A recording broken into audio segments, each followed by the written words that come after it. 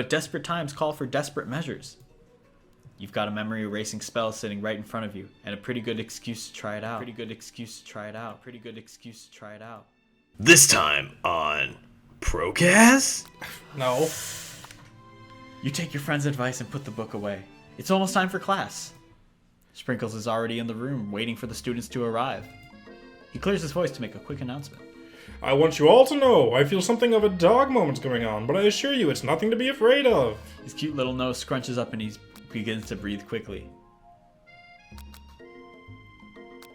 What are you gonna do? The homework is insulting, dude. This dog is a master chef. Wait to see what happens. Yeah. Sprinkles stops in his tracks. He focuses in on the window. The room is deadly silent. When you follow his gaze, you see a tiny orange squirrel perched on the cherry tree outside. Sprinkles turns feral and runs to the window of the classroom. He begins barking uncontrollably at the squirrel outside. Terrence! I told you never to come back here, Terrence! I will destroy you, Terrence! Sprinkles is barking ferociously, drool flying off of his face. The squirrel looks over, but he doesn't say anything back. You wonder, is that even a talking squirrel? Who named him Terrence? You better not show your chubby cheeks around here ever again! After Sprinkles is satisfied that his presence has been felt by not only Terrence, but any other squirrel in hearing distance, he returns to his professional tone. I apologize for the outburst. This actually brings up an important point. Thank you, ProCas, for reminding you to dole out this indispensable bit of wisdom. You see... But before he can go any further, Miriam's love drama spills over into the class. Uh-oh. Whirs and sparks? Oh, is that what the kids are calling it? Oh no. I told you to save it for after class. Oh my god. He's mad. He's mad. Oh no! He's... Aww. Bzzzt, bzzzt. You think I wanted to be thrown from a plane strapped to a stranger? Miriam and Clank appear to be arguing, but you still haven't learned to speak Clank's language of mechanical noises. Whirr. Oh, he's mad. But no, you had to show off your cool kid friends, Jeff and Joan. J and J forever. Watch us form a triangle in midair as we descend. Triangle's the strongest shape, don't you know? Bzzzt, bzzzt. Yeah, well, that doesn't make it a great date. Beep. Whirr. Then take Jeff and Joan with you. You can all hold hands as you pedal down the mountain or off a cliff for all I care. Sad beep. Do a sad beep. Beep. There we go. Clank begins to shudder. Steam pours out of the gaps in his panels, and then a loud ding stops him in his tracks. Beep. Bzzzt. Do a questioning bzzzt. Bzzzt. No amount of seasoning is going to make me want to eat that, Clank. Clank burps out a completely deep-fried sneaker. Considering that he himself has wheels, not feet, it's not entirely clear where it came from. Okay. In terms of deep-fried footwear, I guess it looks okay. Clank slowly rolls out of the room to be alone with his shoe. Everyone tries to pretend like they didn't see that entire thing go down. Damn. Nothing like a loud public breakup to cast a pall over the final day of school. You ever publicly break up? No. No. Are you sure? I'm 100% sure. Trey, stop looking at me like that. Okay. What about you, Trey? No. Oh, you sure? Yes. I don't know, you're smiling Well, a that little. was unfortunate. But we mustn't be distracted from what lies ahead. The final competition showdown challenge exam, TM. I'm still working on that title, but I think you get it. Test time approaches. See you all in the arena. But before you can think about your upcoming competition, there's a very beautiful soul nearby in need of a pep talk. Hey, Miriam, are you okay? Okay, I'm so mad I could smash a tiny mug, spilling several droplets of hot cocoa all over the floor. How could he embarrass me in class like that, in front of everyone? Her tiny cocoa is a delicious treasure, so you know that this breakup is no joke, even if the source of her frustration is such a silly boy. Yo, Clank is cool, come on. I don't know what... We should have paired her with Pop, man. No, we should not have. Maybe they wouldn't have dated. I don't think so. I know that you know this, but I'm going to say it out loud. You don't need anyone. Me and you, we're going to cruise through this final test and hit the carpool lane to Success City. Oh, wow. Miriam brightens up, imagining the wind rushing through her short bangs, but she hesitates to embrace the feeling all the way. You're not going to saddle up on Colonel Sanders' stallion and ride off into the street without me. Sunset without. Right into the street. Right off into the sunset without me. Of course not. Well, maybe, sort of, but I'm sure there's a pony out there with your name on it and a ranch big enough for both of us and whoever else we want to bring along. If it's not Pop or Clank or anyone else you meet today, tomorrow, or this whole year, so what? You're a special person who shouldn't settle for the first someone to show a little interest anyhow. Miriam gives you a big hug and wipes the tears from her cheeks. I should really review my menu for today. I'm going to make a very special soup. And I bet the Professor Dog is going to love it up. While you were pep-talking Miriam, you completely missed lunch. But that's okay, because you had a better idea of how to spend the time before your exam. You've decided to head for the arena early to practice a dish. Ooh, training. This is it, the location of your final challenge. A test of will, a test of courage, a test of talent. Initiate training sequence.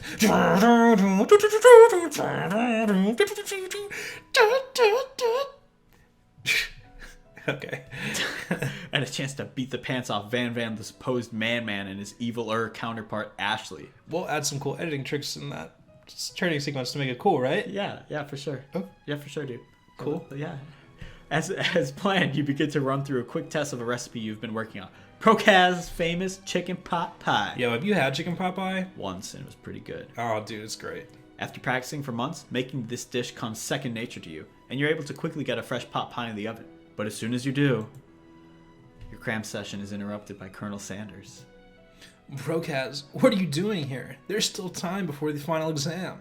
Oh, just taking it all in. I'm big into visualizing success. I'm looking at my station and picturing victory. The pot pie has begun to bake, and the smell is slowly filling the space around you. Visualizing, huh? That's too bad. I was hoping you were here cooking something delicious.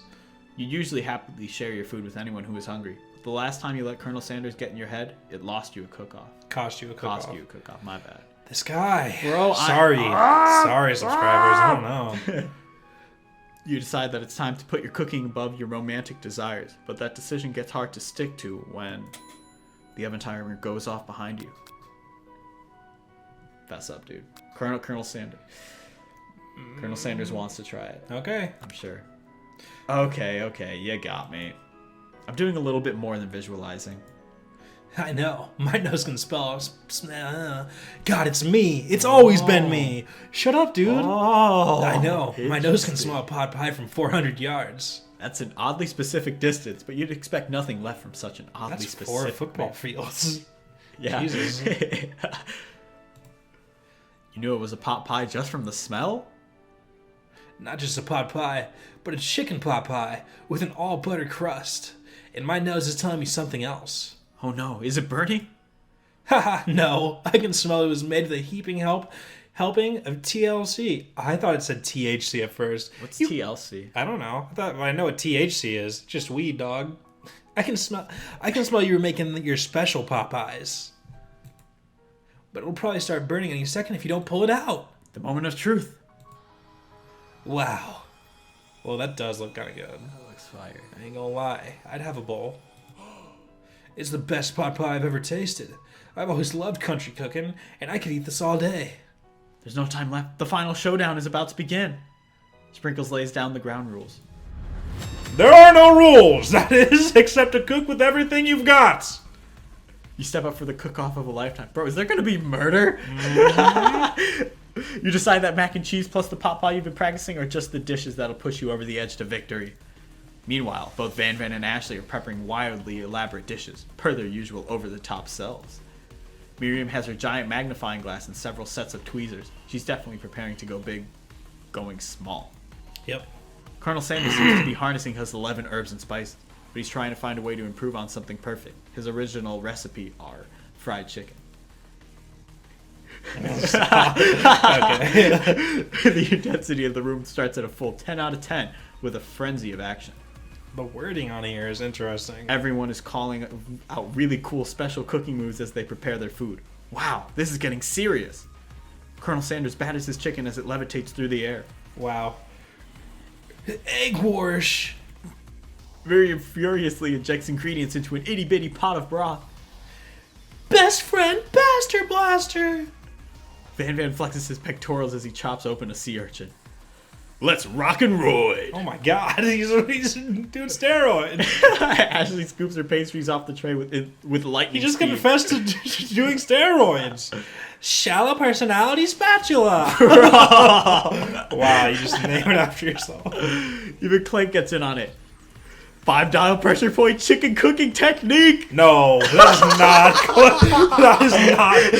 is not Clank's voice. You know what? Yes, it is. It's perfect. It's just Marco. It's just Marco's normally. Wait, when did Clank learn to speak English? It's the singularity, as was foretold. Bro, Ashley's face, that's a new face. Mm-hmm. We mustn't let it happen, or the appliance uprising will take us all. Self-destruct. Van Man quickly unplugs Clank and rolls him out the back door of the arena. Oh my god, that was a good one. As you frantically prepare your dish, you notice Ashley has her spellbook out. Is she going to use some dark magic to turn the tide? You've got a book of your own and you're desperate not to see her win another battle. Should you take this opportunity to fight magic with magic, even if it's almost certainly evil magic? Who needs magic when you've got passion? Just like was said earlier, if you do stuff automatically, like with the mixing bowl and the hand, it hurts your hand. So we're not going to take the easier way because it winds up worse. That was a lesson for us. That's why I put it in there.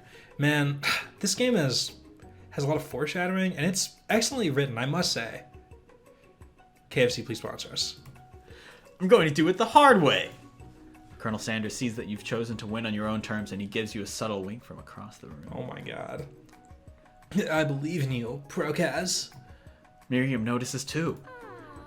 And I've always believed in you, ProCas, since we were little kids, because I'm your best friend forever. You turn to notice that Miriam is at your station, cheering for you. Miriam, what about your dish? If you're here cheering, who's cooking? But who's driving? Tiny food, short cook time. I'm actually already done, so I thought I'd help you. Oh, that's sweet, but... Miriam tosses a handful of spices directly into your boiling noodles. Oh my god. It's the secret ingredient. However, she doesn't know that you lied and the ingredient was made up. Oh No, we didn't tell you guys about this, but Miriam asked about Colonel Sanders' secret ingredient and we lied about one. Well, we shouldn't tell her. The boiling pot explodes, sending Miriam flying backwards. The watery noodles begin to swirl in the air, bubbling up into a dark cloud that sickens and congeals before your very eyes.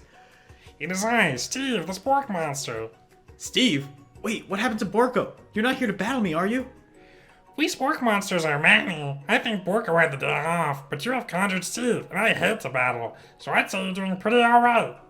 Oh hey, you're in the middle of a cooking competition. I love this stuff. It's better than TV. You crazy kids in your culinary skills really impress me. Mind if I hang out? I'm sorry, Steve, but I'm kind of in the middle of something. Do you mind? Steve the Spork Monster notices that you've got the grimoire stashed beneath your cooking station. I see what you're up to. Crisscross some magical items and accidentally summoned me, huh? Yeah, you guessed it. Sorta. If you're here, would you mind tossing some fresh noodles in a pot of salted water? I'd love to. I've always wanted to be a top chef, actually. You know, when I was just a little spork pup back in the old country. You can feel Spork Monster winding up to tell a very long and involved story. You don't know exactly where they came from, but it seems like it was probably lonely there. Actually, you know what? Maybe you should watch from the stands. I really need to focus on this competition. Damn, we're cold. I understand. It's kind of like that time in monster school that I had fallen asleep during a scare tactics class, and when I woke up... You toss a serious stare at Steve, and he takes the hint. Oh, God. Never mind. I'll tell you later. Good luck. Having suffered this huge setback, you don't know how you could ever win. What? Dude. Limit break. I can do this. I have what it takes. I came here to win. Your hair turns mac and cheese orange as culinary energy flows through your body. Nice. My heart is pure. My hands are steady. My taste buds have been preparing their entire lives for... Yes, ProCas, you are the chosen one. You will avenge me. The power you'd been summoning immediately fades back out. Aw. You interrupting my inspiring monologue. Sorry. My heart is pure. My hands are steady. My taste buds have been preparing their entire lives for this moment. I will show the world my cookery. You begin to levitate off of the ground. Energy courses through your body. We going Saiyan. You know that with this power you can do anything. Except turn back time, which would be super useful because while you were powering up, your chicken pot pie overcooked in the oven and can't be served. But don't worry, dear ProCas. You may have suffered some setbacks, but all is not lost. Impressed with your fortitude, Colonel Sanders decides that you have earned his support. I've been watching you today, and I must say, I'm truly impressed. You've been thinking on your feet and rolling with the punches. He steps up to your station and stands right behind you. Beside you? What is going on with me right now? I'm here to help. All you managed to make is mac and cheese, and time is almost up, so you're going to need it. But Colonel Sanders, what about the test? What will happen to you? What about the rules? Following the rules has never really been my thing. I follow my heart. What a guy. Colonel Sanders unfolds a delicate white towel to reveal the most delicious fried chicken tenders you've ever laid your eyes on. And besides, sometimes unexpected combinations can have surprising effects that surpass their individual efforts. Are you suggesting? If we combine forces, we can form the perfect food union. If we combine forces, we can form the perfect food union. Time's up, students. With time expired, it's the moment everyone has been waiting for. Tune in next time to find out what happens during the exciting finale of Professionally Casual's playthrough of I Love You, Colonel Sanders, a finger-licking good dating simulator.